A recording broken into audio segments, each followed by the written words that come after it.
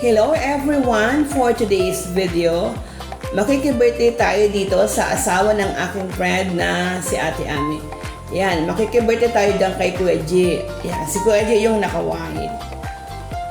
Yan, before anything else, shoutout po sa mga viewers itong premiere at sa mga mag-replay. Hello. Yan,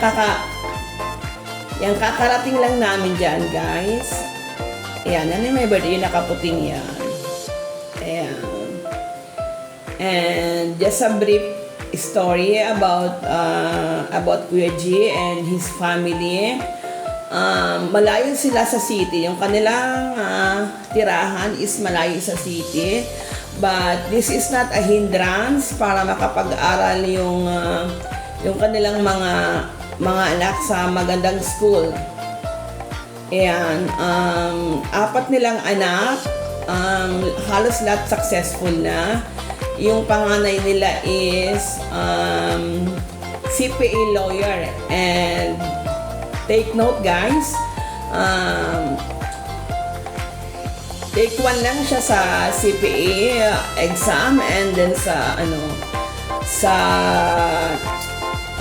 bar exam yan, take 1 lang siya. And then yung dalawa niyang engineers, yan, take 1 din sa kanilang mga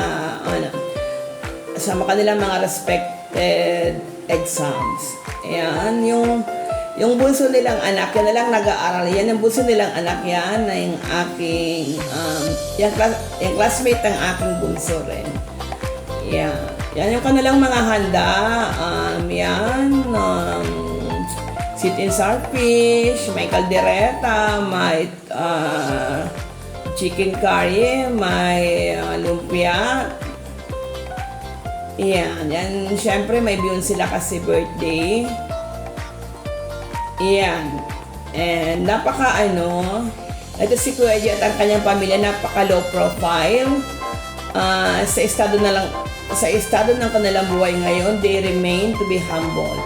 And si Kuya G ay isang simpleng laborer, and si Ate Ami, yung aking friend, ay meron din siyang sari-sari store sa kanyang bahay and nag-aalaga din siyang baboy. Yan. Sobrang sipag yan na mag-asawang yan. And dahil sa kanilang kasipagan nga, sinuklian naman siya ng kanilang mga anak ng kasipagan din sa pag-aaral. And as I've mentioned a while ago, meron na siyang anak na 2 engineers and isang CPA lawyer. Yan. And yan. Diba? Napaka-inspiring guys, diba? Na from humble beginnings and nakaproduce sila ng mga professionals na anak, and yung mga anak nila is sobrang babait. Yan. Sa mga milestones sa mga anak nila, na-witness ko yung mga yung mga birthdays, yung mga pagkapasa sa bar exam, sa board. Yan. May mga celebrations sila. And nandito kami lagi ng aking mga friends. Sa 50th birthday, yan. Nandito kami. Yan. And itong pamilyang to is my friends for almost, I guess, 18 years. Yan. Kasi yung kinder pa lang yung aming mga anak is friend na namin sila. Yan. And yan guys, I hope kahit pa paano na-inspire kayo dito sa aking kwento. Kahit sobrang layo nila sa city, yung school, napagtsagaan nilang mapag-aaral yung kanilang mga anak. With flying colors, of course. Diba? Yan, I'll see you later guys. Yan.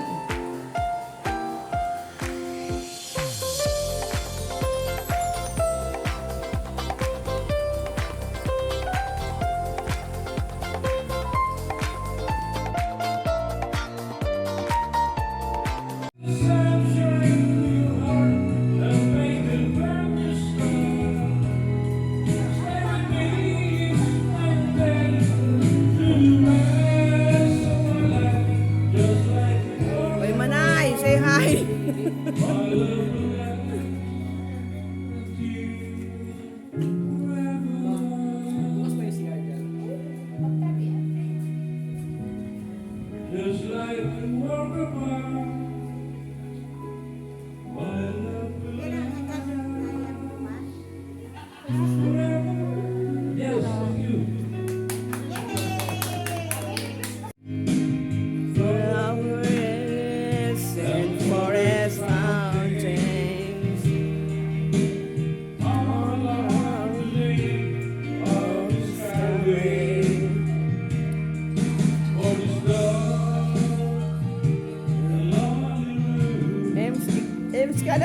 kumanta.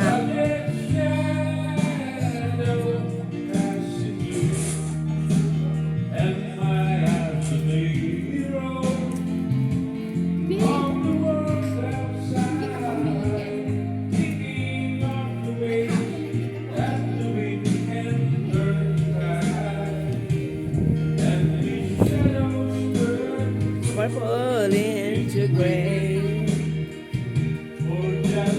Lying on the joint, dreaming in the open, waiting for the day so we can spread its wings, fly away again, fly away. Skyline pigeon fly.